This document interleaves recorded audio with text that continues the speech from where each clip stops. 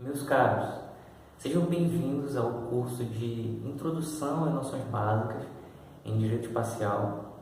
Eu sou o Rodrigo e nessas 4 aulas vamos estar aqui abordando os aspectos jurídicos, mas não somente, da exploração espacial, de que modo a exploração espacial repercute no direito. Mas também a proposta aqui é apresentar os fatores políticos que muito influenciaram, especialmente no contexto da Guerra Fria, a que determinadas normas fossem adotadas pelos Estados.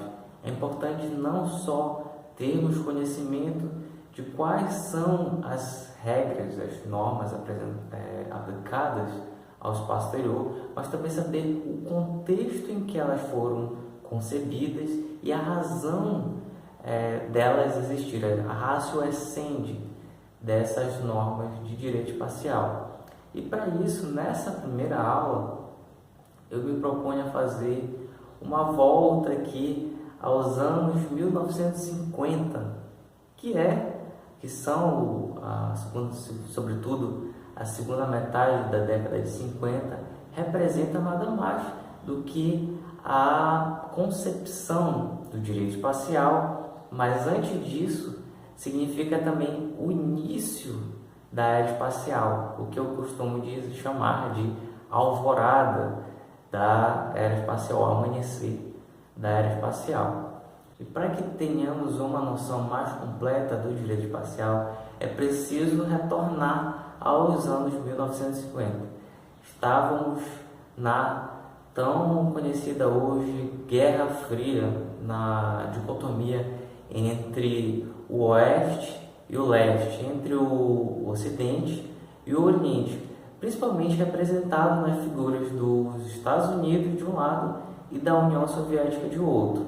Tínhamos aí saída desde 1945 da Segunda Guerra Mundial e, sobretudo, o aspecto geopolítico do mundo se dividiu nessa relação entre o Ocidente de um lado e o Oriente de outro. Cada um desses blocos, principalmente representado pelos seus grandes mentores, os Estados Unidos e a União Soviética, cada um tentava se mostrar melhor do que o outro, cada um tentava demonstrar mais prestígio na sociedade internacional.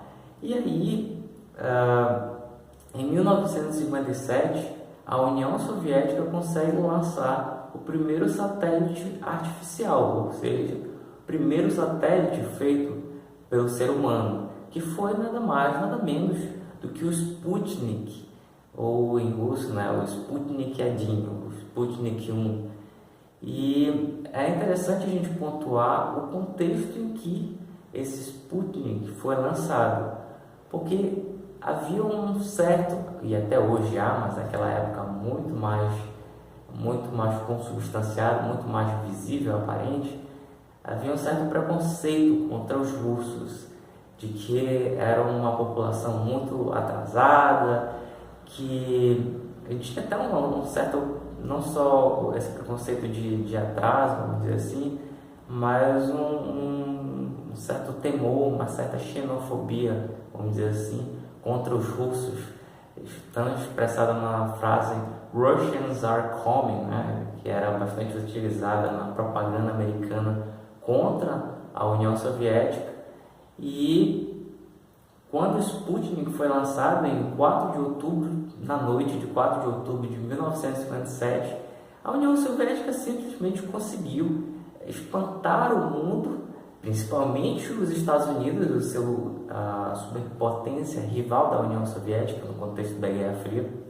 O lançamento do Sputnik conseguiu mostrar o prestígio soviético e, mais do que isso, mostrou que a União Soviética estava passos à frente, tecnologicamente e militarmente, eu já vou explicar porquê, à frente da superpotência rival. Imagina que os Estados Unidos naquela época estavam disputando influência no mundo, influência global, geopolítica, e verem que a União Soviética, que era vista ali com os russos atrasados, consegue, enfim, lançar um satélite. Inclusive, à frente dos Estados Unidos. Isso provocou várias reações. A principal delas era o temor, sim. Os Estados Unidos se sentiram aterrorizados pelo lançamento do Sputnik, porque conseguiam ver de tempos em tempos o Sputnik passando sobre o território americano.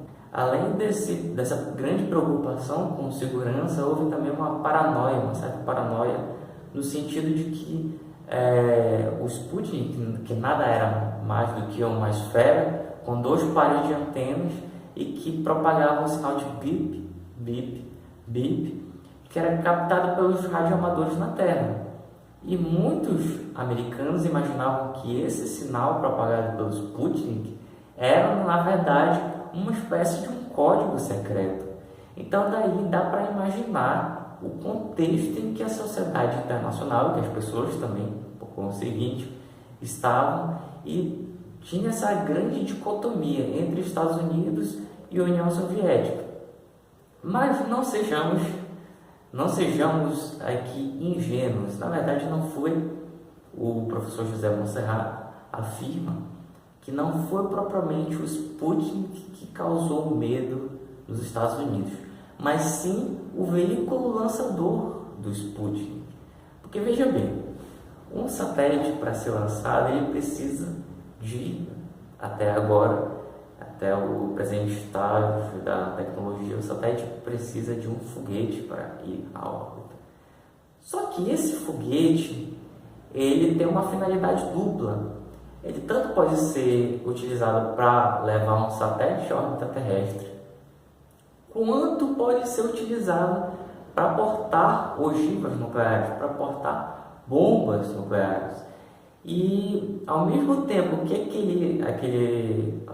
que era o foguete que levou o Sputnik à órbita, ao mesmo tempo que ele poderia estar levando um satélite, ele poderia também portar uma bomba que em poucos minutos poderia atingir o território americano. Então, o grande terror ali por trás do lançamento do Sputnik, na verdade, não era por causa do satélite, mas sim por causa do veículo lançador, que na verdade era nada mais, nada menos do que o primeiro míssil balístico intercontinental, o primeiro ICBM, que era o R-7 Semyorka, que agora poderia, como eu disse, levar uma bomba de um lugar, no caso da União Soviética, a qualquer outro lugar do mundo em poucos minutos.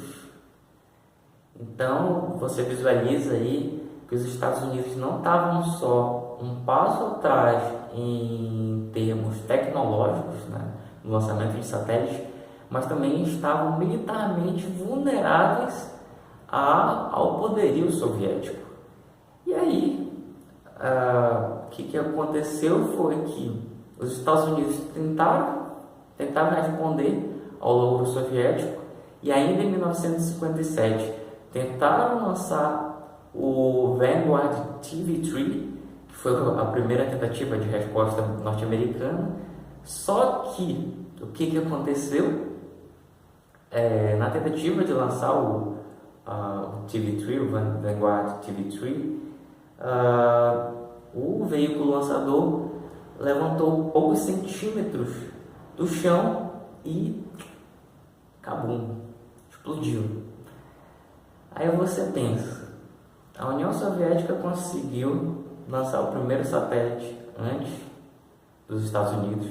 Os Estados Unidos tentam dar uma resposta, mas fracassam miseravelmente com o foguete explodindo ainda em plataforma, na Launchpad, na plataforma de lançamento.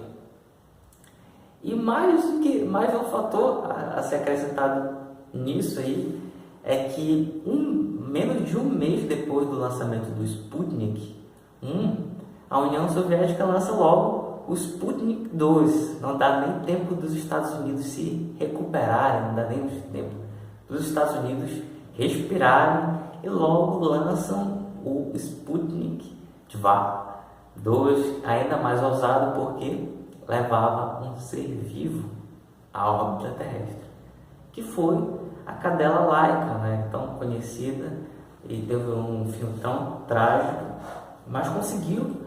Imagine lançar, imagine naquela época em que apenas um satélite tinha sido lançado e logo depois lançar um ser vivo no espaço. Então você consegue situar, olhando todas essas informações, olhando todos esses acontecimentos, você consegue situar que a União Soviética estava de fato passos à frente ali na exploração espacial comparado aos Estados Unidos. E mais, logo depois do programa espacial Sputnik, né? Porque muita gente fala que o Sputnik foi na verdade só o primeiro satélite, mas na verdade foi um programa espacial composto pelo lançamento de vários satélites. Algumas pessoas dizem que foram na verdade 3 satélites, o Sputnik 1, 2 e 3, outras dizem que foram 4, mas o fato é que era um programa espacial muito ousado e que já no início dessa exploração espacial, em 1957, em outubro de 1957, com o Sputnik Adin, o Sputnik 1, em novembro de 1957, o Sputnik 2, e a União Soviética já ia preparando o caminho para lançar um homem, um ser humano em órbita terrestre. E foi ali que em 12 de abril de 1961 a União Soviética lançou o primeiro ser humano ao espaço, que foi o Yuri Gagarin. Yuri Gagarin, tão conhecido pela sua famosíssima frase "A Terra é azul", foi o primeiro ser humano a ser colocado em órbita terrestre.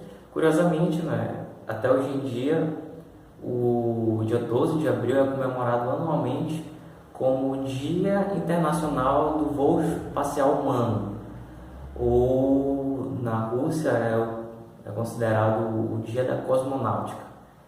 Ou seja, os Estados Unidos estavam ali se recuperando do lançamento do Sputnik 1, do Sputnik 2, veio já a União Soviética lançar o primeiro homem no espaço. E aí tem algumas manchetes no jornal, na imprensa americana, que retratam bem isso. Eu lembro de um jornal chamado The Huntsville Time, que retrata lá o Yuri Gagarin e dizendo que os Estados Unidos vão ter que correr para compensar essa primazia soviética. E aí, situando ainda mais aí nessa linha cronológica, em 1963, eles lançam também a primeira mulher no espaço, que é a Valentina Tereshkova. E curiosamente, nessa missão da Valentina, 2 espaçonaves foram colocadas ao mesmo tempo em órbita terrestre. Ao mesmo tempo que tinha a Valentina, tinha um outro, salvo engano, era um outro astronauta, 2 astronautas soviéticos em órbita, e os Estados Unidos só visualizando, ou claro, tentando lançar o seu primeiro satélite. Conseguiram em 1958, que foi o Explorer 1. Conseguiram também lançar o primeiro homem no espaço, mas depois da União Soviética. E aí, com o passar do tempo, com o passar desses avanços, desses pioneirismos aí, conquistado pela União Soviética, os Estados Unidos pararam e pensaram, né? Nós temos que nos colocar à frente, enfim, da União Soviética, porque tudo que a gente faz, seja lançar um satélite, seja lançar um ser humano no espaço, seja fazer a caminhada espacial, né, que é o astronauta sair do seu objeto, da sua nave espacial, do seu objeto espacial, para fazer reparos, fazer a caminhada, enfim, da maneira geral. E aí é o momento em que os Estados Unidos, principalmente personificado na figura do presidente John Kennedy, aceita o desafio de lançar, até o final da década de 1960, um homem na Lua. E aí temos aquela tão famigerada fala do presidente Kennedy, de que nós escolhemos ir à Lua, e escolhemos fazer essas e outras coisas não porque são fáceis, mas porque são difíceis. Foi o grande desafio que os Estados Unidos tomaram para si de colocar homens na Lua antes da União Soviética. E de fato, conseguiram. Em 20 de julho de 1969, os Estados Unidos conseguem pousar, fazer a alunagem de 2 homens na Lua, Neil Armstrong e o Buzz Aldrin, se tornando os primeiros americanos e os primeiros humanos, de uma maneira mais geral, a pisarem na Lua. Visualizando todos esses fatos, eles têm uma relevância jurídica bem grande, porque foi nesse contexto de corrida espacial, da era espacial, e nessa dicotomia entre Estados Unidos e União Soviética, querendo mostrar para o mundo quem seria melhor, tanto militarmente, tecnologicamente, com mais prestígio na sociedade internacional, é que tem concepção o direito espacial. Veja bem, em 1958, um ano depois de ser lançado o primeiro satélite, o Sputnik, os estados, principalmente os mais interessados, que seriam os Estados Unidos e a União Soviética, eles se reúnem no seio da Assembleia Geral das Nações Unidas para formar um comitê que seria incumbido de estudar as repercussões da exploração espacial. Então, a Assembleia Geral, em 1958, adota uma resolução para estabelecer o Comitê para o Uso Pacífico do Espaço Exterior, que na sigla em inglês é o COPUOS. No COPUOS, os estados se reúnem em 1958 e subdividem as atividades desse comitê em 2 subcomitês. Um subcomitê técnico-científico, que estaria mais voltado a fazer os estudos em torno dos aspectos científicos das ciências naturais sobre a exploração espacial. E um outro subcomitê, que seria o subcomitê jurídico, que ficaria incumbido de estudar as repercussões jurídicas em torno dessa tão nova, tão recente exploração espacial. E assim, em 1958, eles estabelecem esse comitê, que até então seria um comitê ad hoc, seria um comitê estabelecido apenas para estudar aquele caso, aquela situação, e que depois seria desconstituído. E no ano seguinte, portanto em 1959, esse comitê apresentaria os resultados a que tivesse chego. E aí o que acontece? Em 1959, a Assembleia Geral se reúne mais uma vez, é claro, anualmente tem a reunião da Assembleia Geral das Nações Unidas, e esses membros desse comitê se reúnem e decidem estabelecer esse comitê como um órgão permanente, não só como agora um órgão ad hoc da Assembleia Geral, mas sim como um órgão permanente vinculado à Assembleia Geral, subordinado à Assembleia Geral, e que ficaria por estudar, ficaria incumbido de estudar as repercussões da exploração espacial. E é nesse contexto, nesse comitê, que fica situado logo abaixo do comitê da Assembleia Geral, o comitê fica logo abaixo da Assembleia Geral, numa visão estrutural das Nações Unidas. Esse comitê começa a debater os primeiros rascunhos do que viriam a ser os tratados de direito espacial que nós vamos estudar nas próximas aulas. É nesse comitê que os estados se reúnem para apresentar suas propostas. A gente vai ver no momento oportuno que muitos dos artigos presentes dos tratados de direito espacial foram, na verdade, uma criação conjunta principalmente entre os Estados Unidos e a União Soviética. A gente não consegue se furtar nessa fase inicial desses 2 sujeitos. E aí é interessante pontuar que desde o início da formação, né, desse comitê, um dos membros originários era o Brasil. O Brasil sempre esteve envolvido na discussão da exploração espacial, mesmo que naquele momento e mesmo hoje não tenha tanta capacidade espacial, de exploração espacial, quanto as potências espaciais, mas sempre esteve ali presente nesse momento, principalmente de introdução, de concepção ali das normas que viriam a formar o Corpus Iuris Spatialis, corpo jurídico de direito espacial. E os estados se reuniam nesse comitê e apresentavam sua proposta. É interessante pontuar nesse sentido que, por exemplo, tem alguns autores que afirmam que a proposta de que o espaço exterior não fosse submetido não seja sujeito, na verdade, à apropriação por parte de qualquer sujeito, essa proposta partiu dos Estados Unidos, enquanto que a proposta de não militarização do espaço exterior, que o espaço exterior não estivesse sujeito a atividades com fins militares, partiu da Rússia.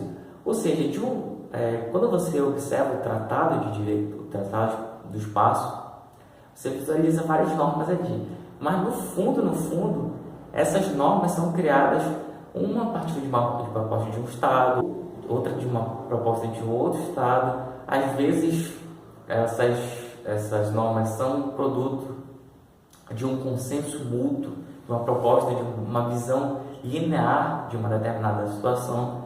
E é assim que se forma o direito espacial. E é interessante, ainda nessa noção estrutural, pontuarmos que, apesar de o Comitê para o Uso Pacífico do Espaço Exterior, o COPUS, ser um comitê estabelecido pela Assembleia Geral, os Estados se reúnem nele e anualmente apresentam os seus resultados, apesar de não ter mais, desde 1979, não haver novos tratados de direito espacial. Os Estados continuam estudando as repercussões técnicas, científicas e as repercussões jurídicas em torno da exploração espacial.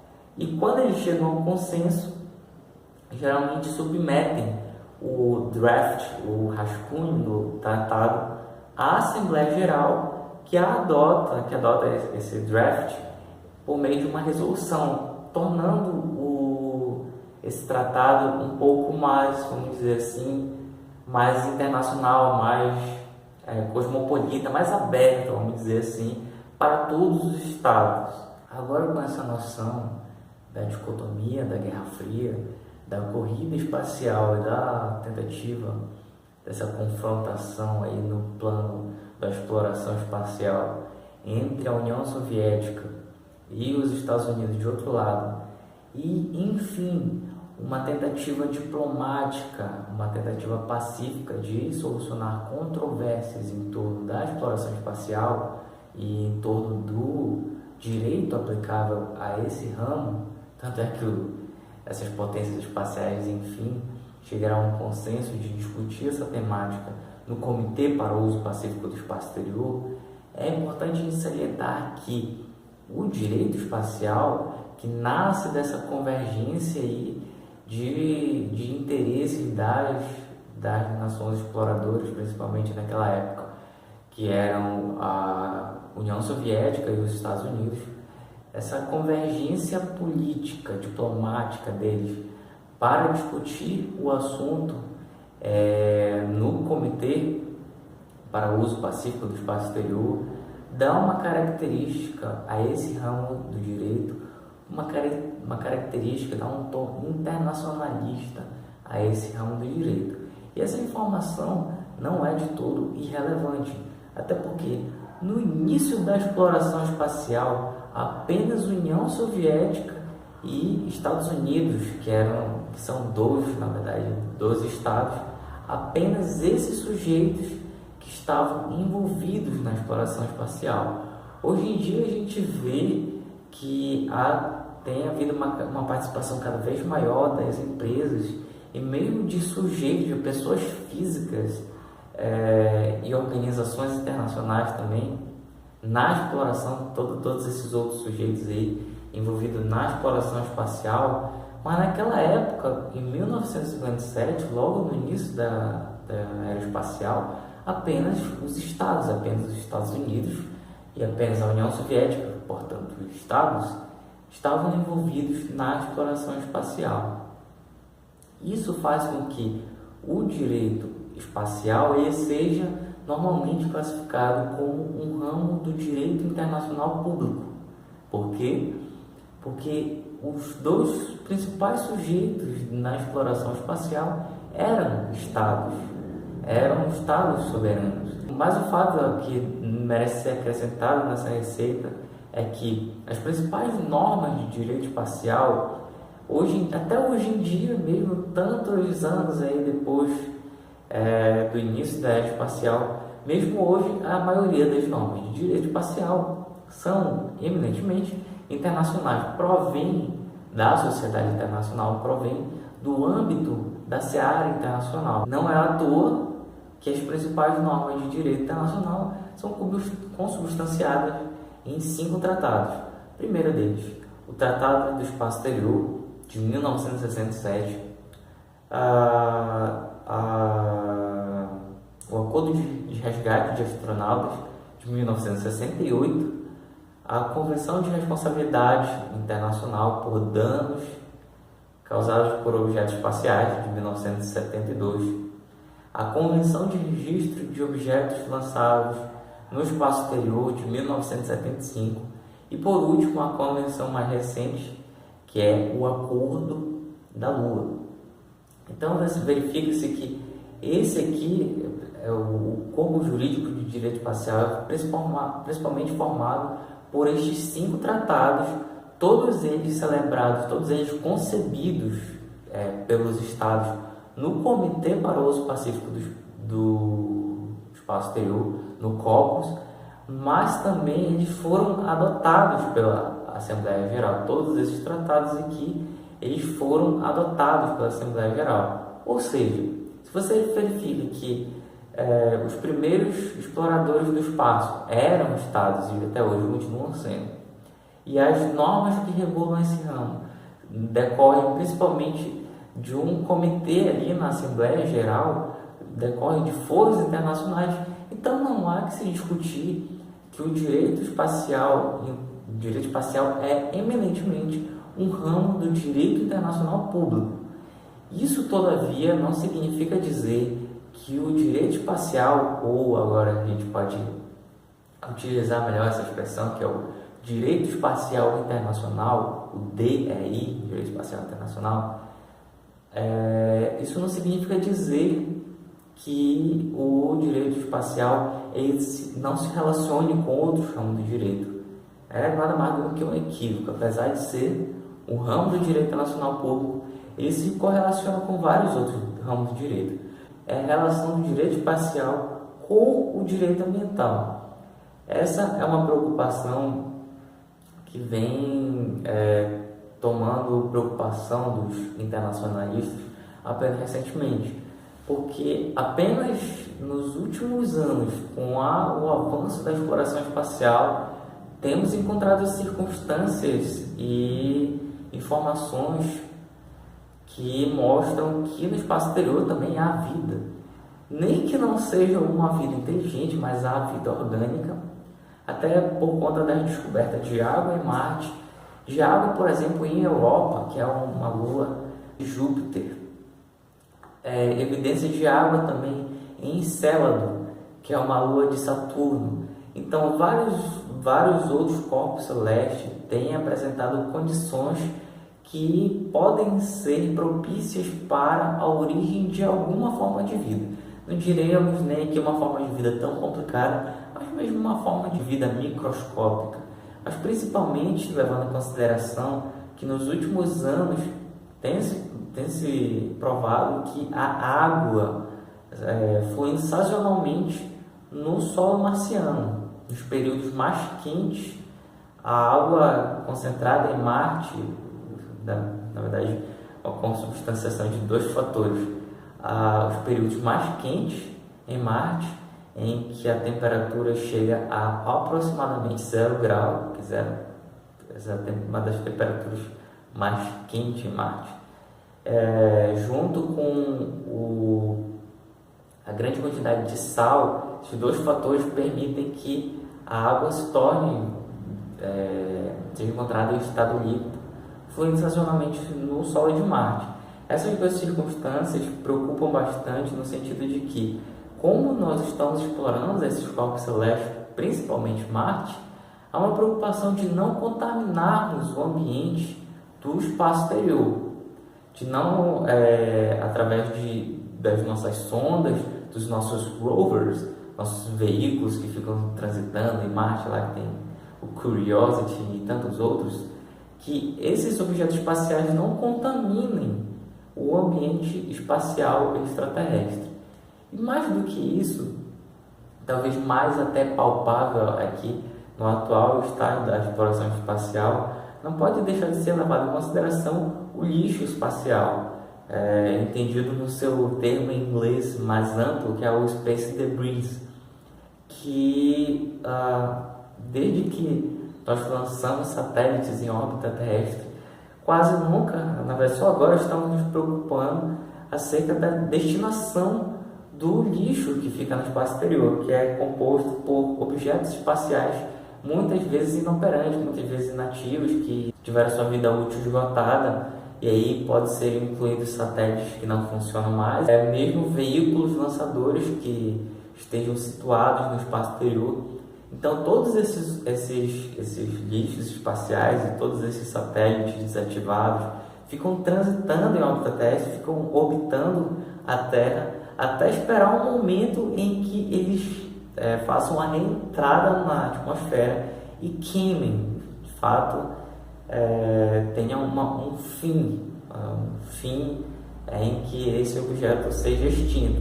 E ficam lá vagando por tempos e tempos, e cada vez mais com mais estados explorando o espaço exterior e com menos preocupação sobre que fim vai ser dado para os satélites que cada estado tem lançado. Lixo e lixo tem se acumulado na órbita terrestre, e isso preocupa muito porque esses detritos espaciais podem prejudicar inclusive os satélites que estão em funcionamento ao redor da Terra, em torno da Terra, na verdade.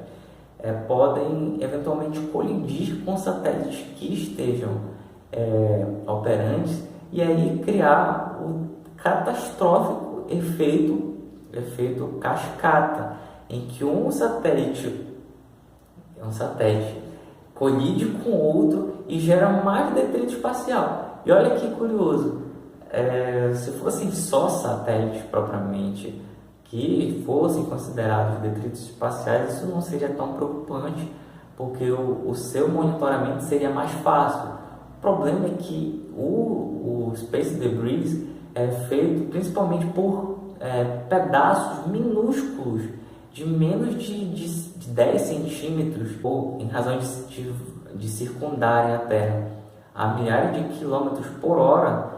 É muito preocupante porque ele pode colocar em risco, por exemplo, os astronautas que estão na estação espacial, de eventualmente até aconteceu recentemente de um buraco que se abriu na estação espacial, e estavam com medo de que isso tivesse sido ocasionado por um lixo espacial, por um detrito espacial vagando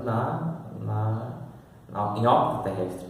Mas também pode colocar em risco satélites de meteorologia, enfim. É um tema muito preocupante e só agora tem despertado o maior interesse dos estados em discutir esse tema.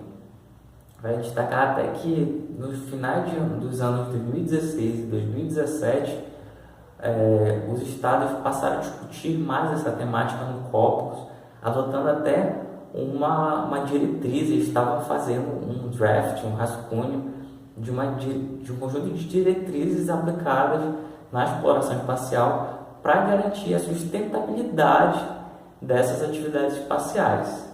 Bem interessante dar uma pesquisada nesse sentido. Assim, é válido destacar que o direito espacial é formado principalmente por esses 5 tratados que eu abordei anteriormente, mas também por normas que os estados podem sim legislar sobre direito espacial. O problema aqui está que, como as normas principais de direito espacial provêm do âmbito internacional, dos tratados internacionais, os estados, quando forem legislar sobre suas atividades espaciais, eles têm necessariamente de fazer essa regulamentação, criar suas leis de acordo em harmonia, em consonância dos tratados de direito espacial, dos quais eles são parte, dos quais eles ratificaram. Assim podemos definir que o direito espacial é um ramo do direito internacional público, mas, claro, ele não guarda só relação com o direito internacional público. Apesar de ele ser um ramo, ele se correlaciona com outros ramos do direito, com outras áreas do direito. Consiste, na verdade, no conjunto de normas, e aqui entendam normas como princípios e regras que regulam as atividades dos sujeitos na exploração espacial. Visualizado esse primeiro momento de dicotomia, de quanto que a Guerra Fria, essa dicotomia leste-oeste, essa corrida espacial entre essas duas superpotências, de que maneira isso tudo influenciou na formação do direito, a gente vai ver na próxima aula em que aspectos o direito espacial foi formado, quais são as principais normas e o principal sentido por trás do direito espacial, e também a diferença, que é muito importante ser pontuada, entre o direito aeronáutico e o direito espacial, já que esses dois ordenamentos jurídicos, esses dois regimes de direito internacional, na verdade, não se confundem.